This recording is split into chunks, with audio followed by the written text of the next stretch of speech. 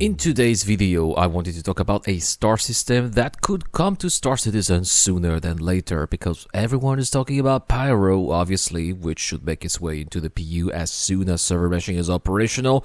Then, for what's coming next, we all have in mind Nyx and the much anticipated return of Delamar and its beloved landing zone, Levski, that a lot of old school Star Citizen backers are dearly missing. And then the rest remains rather in the unknown.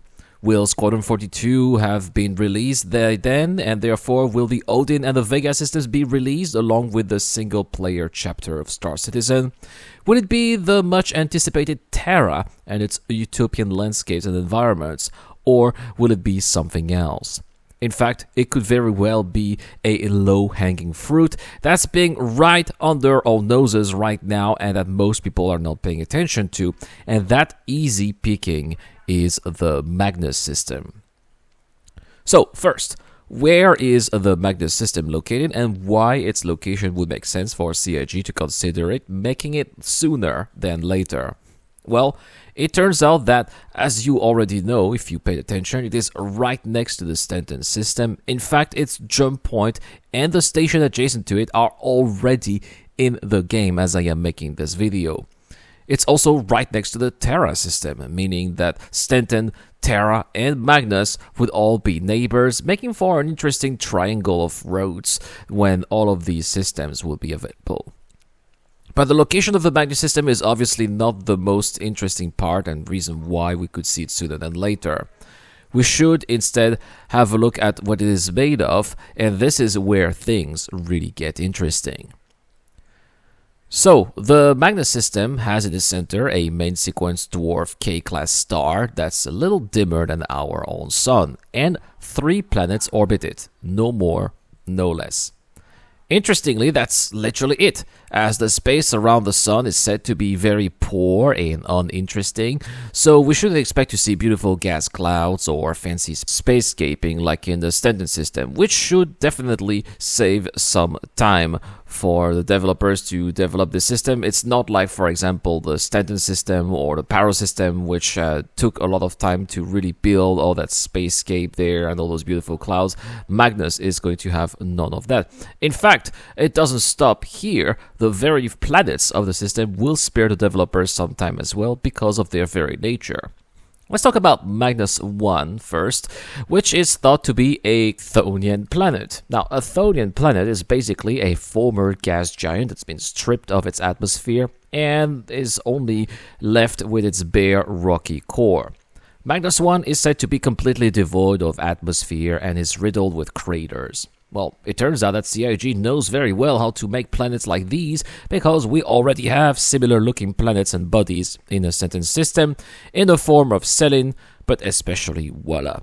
So CIG could take the work they did on those 2 moons, mix them together, maybe give it a little slightly different color pattern, and voila, there is your first planet of the Magnus system.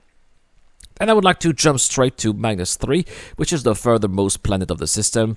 This planet is a gas giant of little to no interest, and it is said to be very far from anything, and only pirates go there to refuel their ships for free with the hydrogen of the planet. CIG already know how to make gas giants, so here would basically be a copy of Crusader or Pyro 5 with a different color pattern, and that would be it. The only real challenge here would be the second planet of the system, Magnus 2, also known as Borea, which should be a mix of Hurston and Microtech. Borea is a near-Earth terrestrial planet that is said to be ideal for humans to live on. It used to host a massive industrial complex that belonged to the UEE, where the Empire used to build ships, and it has now been abandoned and left to rot for nature or gangs to take over. One corporation, though, saw some potential in the planet, and it is none other than Drake Interplanetary, which has established their HQ on Borea, so it should be one of the key locations of the main landing zone, Odessa, which should once again be a mix of Microtech, ArcCorp, and Hurston when it comes to architectural design. The planet is said to have another landing zone called Newcastle, which is the capital of the world, so it would be interesting to have our first planet with 2 landing zones, which would have 2 different purposes and 2 different atmospheres. As far as the system itself is concerned, Magnus is said to be a low-sec system, so located between Stenton and Pyro in terms of security. This means that there will be some places where security will respond to crime and other that will have local factions that will intervene, and the rest will be lawless. It's therefore safe to assume that Pyro will be a testbed for such a system, and that we would first need to see how the reputation system will be fully functional and working in Pyro before seeing it in Magnus. So there you have it, why I believe that we should be talking a little bit more about Magnus and why it may come sooner than we think. Only 3 planets, all simple to make, with the only hurdle being the double landing zone on Borea. It shouldn't take that long if CIG are using assets that are already made, but let me know in the comment section down below what system would you like to see next after Pyro, perhaps those from Squadron 42, or maybe you'd like to see Terra. I'd love to read what you are thinking. And of course, I wouldn't be able to make these videos without my backers on Patreon and YouTube, including Dr. Forbin, Deployable Infidel, Zero Crusher, and Ducky2Ducker, who upgraded his pledge. Thank you very much for doing so. If you too want to help out the channel and contribute to the channel's daily flow of content, the links are in the description down below. I wish you guys a wonderful day. I've been Erad. I'll see you guys in the next one.